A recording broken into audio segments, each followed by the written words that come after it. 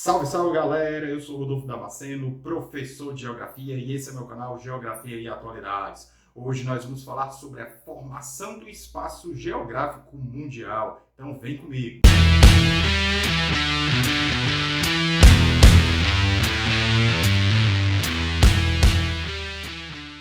Desde sua origem, o capitalismo vem se expandindo economicamente e territorialmente. Gradualmente, ele foi sobrepondo a outros sistemas de produção, até se tornar hegemônico.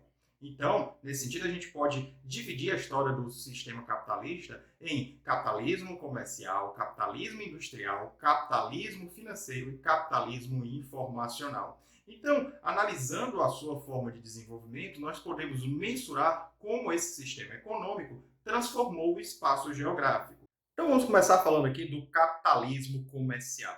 Alguns teóricos vão apontar o século XV, período das grandes navegações, como um momento em que a humanidade dá os seus primeiros passos em relação ao processo de globalização. Podemos dizer que a globalização começa ali inicialmente. Esse período aí ele é marcado pela intensificação do comércio, pelo aumento dos números de mercados fornecedores de matéria-prima. No contexto do capitalismo comercial, vai surgir uma doutrina econômica chamada mercantilismo. O mercantilismo tem como características aí o metalismo, que seria o acúmulo de metais preciosos derivados aí da troca de produtos por esses metais, como ouro, prata, bronze. Tá? Os estados também, buscando resguardar a sua economia, adotavam uma postura de proteção, ou seja, o protecionismo econômico, sobretaxavam produtos que vinham de outros territórios para os seus.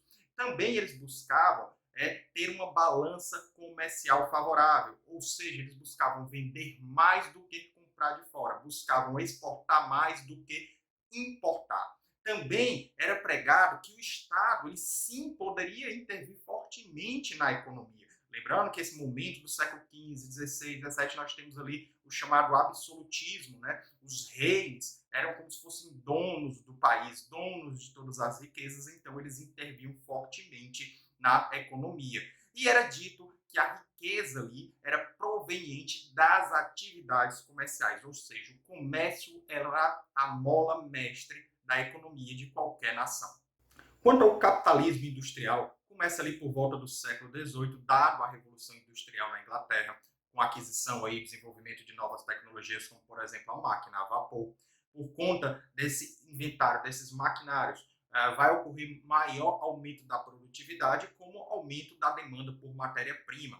As cidades aí, elas tomam um papel principal nesse momento, vão concentrar as fábricas e vão atrair mais pessoas, ocasionando aí um êxodo rural. Tá? A nível da política, da geopolítica do momento, as nações mais industrializadas vão aderir a uma postura mais imperialista, buscando novos mercados fornecedores de matéria-prima e também mercados para serem vendidos seus produtos, e é o momento que vai acontecer ali um processo de neocolonialismo, onde haverá a repartição ali da África e da Ásia. A doutrina econômica que vai surgir nesse período, começa aí o liberalismo, novas ideias econômicas vão surgindo, como democracia representativa, para fazer frente àquela ideia do absolutismo, o absolutismo dos reis, né, os reis que comandavam a economia. Tá? Então vai haver já os primeiros pensamentos sobre democracia representativa, divisão dos três poderes, para não concentrar muito poder na mão de uma só pessoa. Tá? Então, também tem a ideia de que o Estado não deveria se envolver na economia, o Estado deveria deixar que o próprio mercado se autorregulasse, é o momento que se fala da mão invisível do mercado. Esse é o contexto que nós temos aí dessa fase de desenvolvimento do capitalismo, o capitalismo industrial. No terceiro momento do capitalismo, nós vamos ter o capitalismo financeiro. É quando o capital industrial e dos bancos começa a fazer parte dos grandes investimentos. Tá? É o momento também da segunda revolução industrial. A tecnologia de motores a combustão e eletricidade vai surgir aí para revolucionar os processos produtivos, aliado também a novas formas, metodologias de produção. É só observar que nesse momento surge o Taylorismo, que vai buscar racionalizar essa produção e aumentar, maximizar os lucros. Temos também o Fordismo, desenvolvido aí pelo industrial Henry Ford, né, que vai criar as linhas de montagem, aquelas esteiras que passam levando os equipamentos, os materiais para que os operários construíssem os carros. Né? Então, Tudo isso vai propiciar um aumento enorme, sem precedentes na história da humanidade, de produção. Então, essa superprodução, inclusive, vai ser responsável pela crise de 1929, né, a quebra da Bolsa de Valores que aconteceu naquele período, dado a grande quantidade de oferta de produtos e pouca demanda.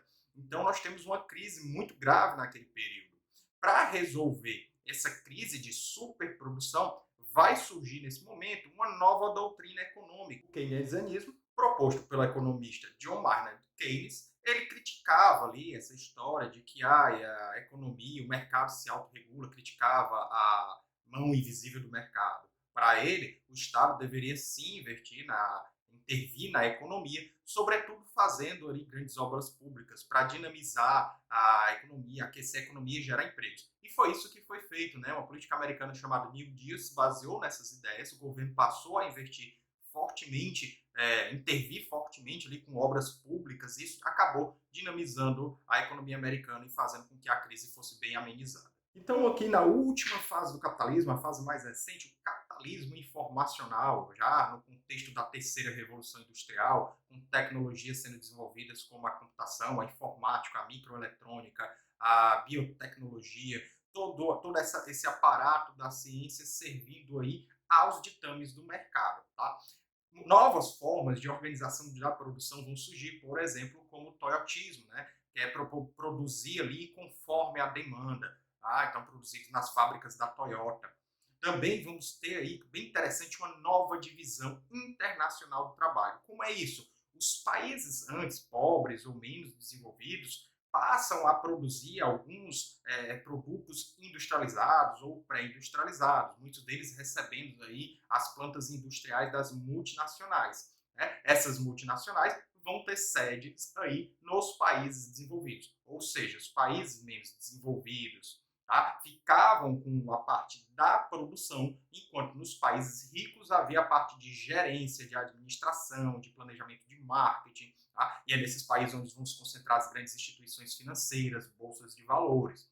Tá? Então a gente tem aí as grandes corporações ganhando muito poder econômico, muita relevância, a ponto delas decidirem, conseguirem organizar o espaço geográfico mundial. Então entendam, até antes vocês observam que nas fases do capitalismo, os estados tinham força para moldar mais ali o espaço geográfico mundial, mas no presente momento, na presente fase do capitalismo, as grandes organizações, elas têm esse poder. É só observar como uma empresa, as decisões que eles tomam dentro de uma empresa de implantar uma fábrica, uma planta industrial em algum país, em alguma cidade, isso mexe com a economia daquela cidade, daquele estado e daquele país. Então vocês percebam como cada vez mais essas grandes corporações têm grandes poderes aí para mexer na economia mundial. E aí vai surgir uma nova organização espacial no mundo, caracterizada ali pela produção, circulação e consumo. Três elementos basilares para o processo de globalização que nós nos encontramos. E a doutrina econômica que surge aí é o chamado neoliberalismo. Né? Vai admitir alguma intervenção do Estado na economia, mas apenas em alguns poucos setores,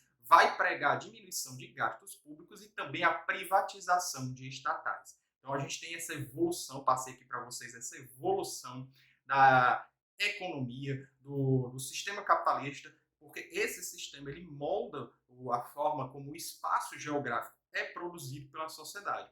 E será que a gente está indo para uma nova fase? É possível chegar em entender algum novo processo agora no século XXI? O que é que nos aguarda aí? O que é que você acha? Estamos diante de uma nova fase do desenvolvimento econômico? O capitalismo vai perdurar? Vai continuar? Vai se transformar? Dado a novas demandas que aparecem, como, por exemplo, a questão de meio ambiente, cada vez mais forte nos debates aí na sociedade, no meio político, no meio intelectual. Tá? Conta aí nos comentários. Não esqueça de curtir. Se você não é inscrito, se inscreva nesse canal, ative o sininho para as notificações. Eu, professor Rodolfo, conto muito com o seu apoio. Então é isso, valeu, até o próximo vídeo. Até mais!